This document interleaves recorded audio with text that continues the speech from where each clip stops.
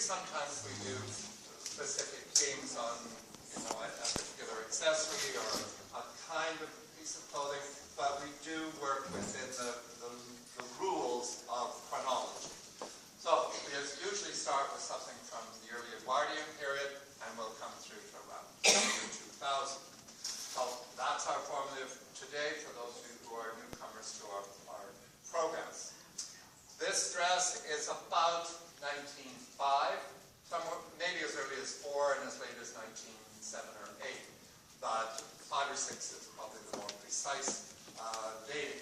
When Kathy was talking to you about Ivan and dating photographs, I am very good with photographs if there are women in them, because women's clothing dates more precisely and shaped and drawn. Parker's going to come along too, probably, and he'll help with identifying photographs that have men in them. He's better with men stuff than I am. This dress is plain white cotton muslin with a floral bouquet of roses printed randomly, as you can see. It is a dress I bought from, I think the man's name was Bright. I think it was Mr. Bright. I've got it written down somewhere. He had taken the dress to the Surrey Museum in Cloverdale. He wanted to donate it, but they felt they couldn't use it because it had nothing to do with local history. It was out of his wife's family. His wife had died, so we didn't know too much specific about the history of the garment. She was married, the family was originally from Ontario, I believe. So the dress is likely Canadian, but central Canadian. You've got to remember that Ontario is in the center of the country. We tend to think it's the east, but it isn't, Is it, Nancy G? That's Deuce's Maritime. So. Anyway, when the museum turned him down, he was quite disappointed, and he asked them what to do, so they said, well, talk to me, and maybe I would buy it from them.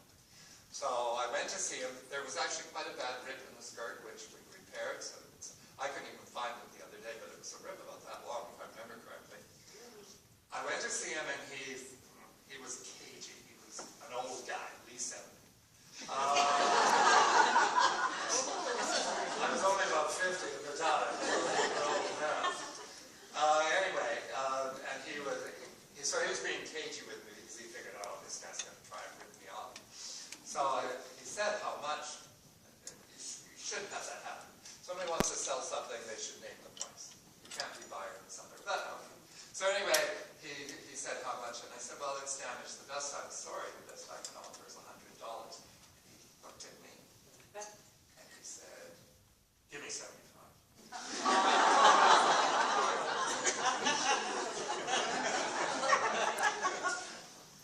And that's my best thought about this dress, because he was so pleased that I didn't try and offer him $20 for it or whatever, which is what he half expected I was going to do. So the lesson is be straight with people and they thought, say $25. Follow cheap liquor. The dress is really pretty. I was truly pleased to get it. For this period, the principal angle of perception, the way you want to look at this dress to its best advantage is from the side. They're trying to create the impression of the S-shaped curve. This is the early Edwardian period. The hat is worn tilted slightly forward, cantilevered out over the forehead, so that's the beginning of your S shape. It curves up over the back of the head, where the hair should be drawn in tightly to the nape of the neck. It will pass through the high dog collar, or stock collar if you prefer. Then it curves over the powder pigeon chest, through the smallness of the corseted waist, over the curve of the bustle pad, and then it splays out towards the bottom. And you can see that the skirt is actually made to curve outward. Everything is supposed to be curving. This is womanly. This is also, at their time, they think of this as natural and organic. Well, in terms of straight lines do not, well, they exist in nature because we perceive them, but actually most things in nature are relaxed and fluid. So that's what they're looking at with this.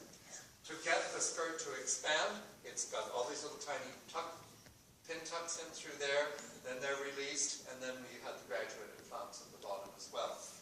If you have seen the film of the street scenes in Vancouver in 2007, the photographer put a motion camera on the front of a streetcar at the time and went north on Granville Street and then east on Hastings Street.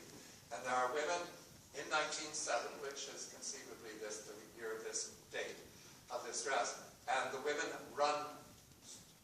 gently run across the street in front of the camera, and the skirts flutter. It's absolutely wonderful. One of the reasons that we justify doing live fashion shows with historical garments is that they're meant to be seen in motion, and that's how it works. Underneath this, she would wear a shift, a corset, a bustle pad, a bust improver, bloomers, a camisole, and 3 petticoats.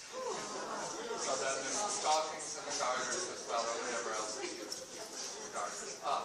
The shoes that we use for the earliest outfit are Hycroft, so please don't learn too much from the shoes.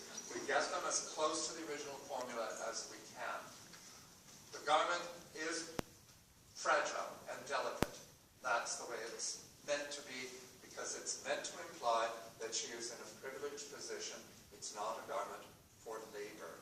She sits in this. It is about being an ornamental object. There's nothing wrong with being ornamental. We all know how wonderful it is to be ornamental.